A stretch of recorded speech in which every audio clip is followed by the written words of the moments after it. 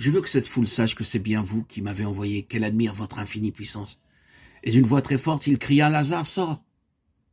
Aussitôt, quelle minute extraordinaire cela dut être. Le mort sortit. On le vit paraître dans le couloir sépulcral, les pieds et les mains liés de bandelettes selon la coutume juive, le visage encore masqué par son linceul. Un instant presque épouvanté, les assistants restèrent silencieux. Puis quelques-uns se précipitèrent vers Lazare, arrachèrent ses entraves. Le pâle visage réapparut au jour, mais les yeux étaient ouverts, pleins de lumière. C'était vrai, il était vivant. De tels miracles, Jésus en avait fait déjà plusieurs en Galilée. C'était au moins le 3e mort qu'il ressuscitait. Mais dans ce cas, il avait eu certainement une intention très particulière. Comme il l'avait dit dans sa prière, il avait voulu prouver qu'il était bien l'envoyé de Dieu et que la mort elle-même lui était soumise. Pourquoi ? Parce qu'il savait que le jour n'était pas loin où ses amis, ses fidèles auraient leur foi en lui mise à une terrible épreuve et que ce jour-là, il leur serait doux de se souvenir de la résurrection de Lazare, de se répéter la phrase qu'il avait dite à Marthe, « Je suis la résurrection et la vie », de se rappeler qu'il avait vaincu la mort. Des événements aussi prodigieux, vous le pensez bien, ne passaient pas inaperçus. Béthanie n'était pas bien loin de Jérusalem, à quelques kilomètres, et certainement le bruit d'un pareil miracle dut se répandre dans la capitale à l'instant même.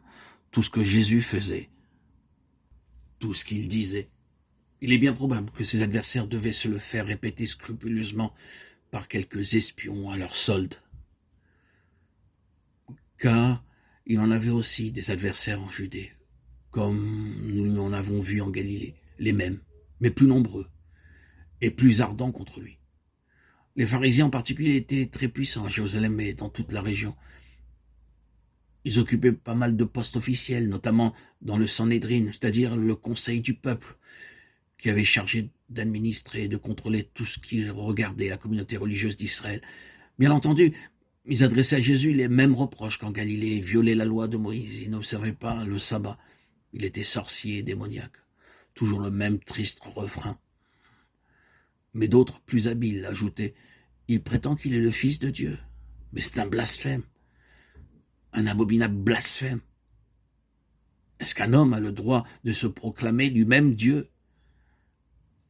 Et ce bruit hostile commençait à faire son chemin. Il y a, vous le voyez, un contraste très pénible entre la bonté de Jésus, son désir d'apporter sans cesse un soulagement aux douleurs humaines, son inépuisable générosité, et ces intrigues qu'on voit se nouer contre lui. Ces chuchotements hostiles, ces calomnies qu'on propage, on tâche de lui tendre des pièges, de lui poser des questions qui l'obligeraient à prononcer un vrai blasphème tout à fait caractérisé, ou une phrase d'impiété ou de révolte, ce qui permettrait de le faire arrêter aussitôt. Parce que quand même on hésite à l'arrêter sans motif précis, on a peur de mécontenter l'opinion publique, qui le respecte et l'admire. Bien entendu, dans de tels pièges, Jésus ne tombe jamais. À toutes les questions, il a une réponse habile. Quand un jour, on lui demande, en lui montrant une pièce de monnaie de l'empereur, est-il permis de payer l'impôt aux Romains, il devine que c'est une manœuvre pour le perdre. S'il dit non, on va le dénoncer aux fonctionnaires de Rome comme un rebelle. S'il dit oui, on l'accusera de vouloir soumettre le peuple aux oppresseurs. Mais lui, que répond-il ? Rendez à César ce qui est à César et à Dieu ce qui est à Dieu. Et c'est merveilleusement répondu.